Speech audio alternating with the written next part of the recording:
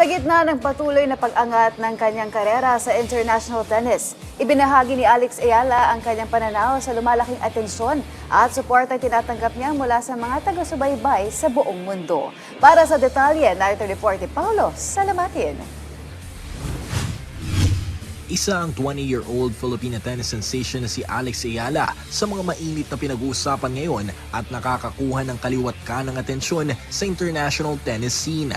Magmula sa kanyang Cinderella run sa Miami Open, unang Pilipino na makatungtong sa semifinals ng isang WTA 1000 tournament, nagawang talunin ng ilang mga former Grand Slam champions, 2025 Eastbourne Open Finals appearance, hanggang sa makuha ang kanyang unang WTA singles title sa Guadalajara Open, 2025 Thailand Southeast Asian Games gold medalist, Rafa Nadal Academy graduate at marami pang iba. Di malabong mapansin siya ng ilan sa mga tennis greats tulad ni Novak Djokovic na ikinamangha ang fanbase na mayroon ang Pinay netter. Sa isang panayam kay Ayala, matapos ang kanyang kampanya sa Philippine Women's Open noong nakarang buwan sa Maynila, ibinahagi ng Pinay netter kung paano niya tinatanggap ang kasikatan sa kabila ng mga misyon na kanyang hinaharap sa bawat torneo. Yeah, I mean, parang minsan hindi pa ako nakakapaniwala. And I think, just to be mentioned in that same kind of space as the greats, I don't think I'm kind of in that. I don't think I'm there yet.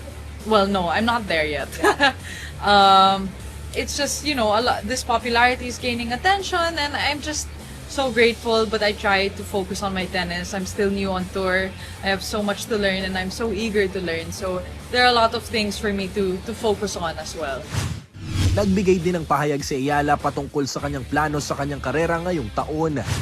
I try to take it like month by month, and I think this month, in January, having it ended, I've had very good matches. I've done really well in Auckland. I think I had great matches there, and although I had an early exit in AO, I still think there was a lot of takeaways from that match. Yeah. And of course, this week is very important to me, being at home. So I think the goals for January have been reached, and for the next 6 months, it's hard to say, but just to inch by inch keep